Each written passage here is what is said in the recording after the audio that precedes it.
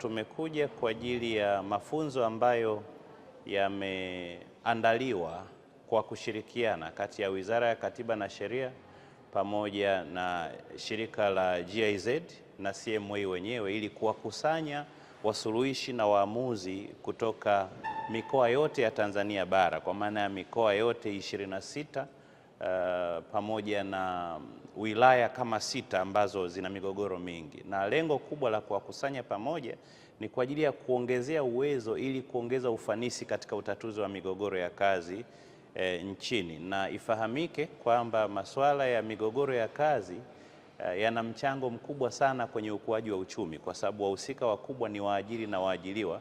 Hivyo Tume ya Usuluhishi na Uamuzi kama chombo chenye dhamana kisheria ndicho kilichopewa jukumu la kutatua migogoro ya kazi na kuhakikisha waajiri na waajiriwa ambao ni wazalishaji wanatumia muda mchache katika migogoro, lakini wanatumia muda mwingi kwenye uzalishaji ili kuchochea ukuaji wa uchumi. Katika kipindi cha siku 3 ambazo tutakaa hapa kwa ajili ya kujifunza, tutajifunza pamoja na mambo mengine, tutajifunza kuhusu masuala ya usuluhishi, mbinu mbalimbali za usuluhishi ili kuendana na wakati. Kwa tutawaongezea ujuzi wa wasuluhishi na waamuzi katika utatuzi wa migogoro ya kazi kwa njia ya usuluhishi.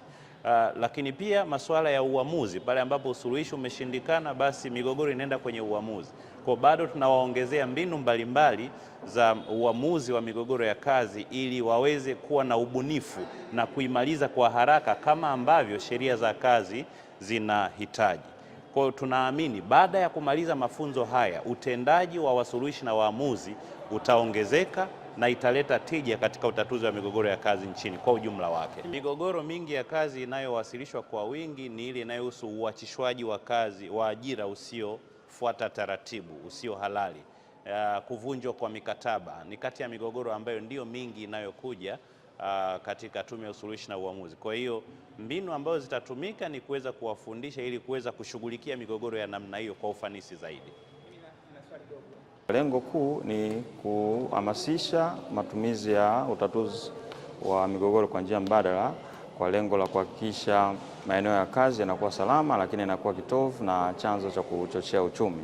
Kwa nini tunafanya hivyo? Sisi kama wizara kupitia kitengo chetu cha usuluhishi tunahamasisha matumizi ya utatuzi wa migogoro kwa njia mbadala au matumizi ya usuluhishi katika kufikia haki, tukiamini kupitia mafunzo haya tutaweza kuchochea uchumi, lakini zaidi kwenda kufikia malengo yaliyoainishwa katika dira ya 2050.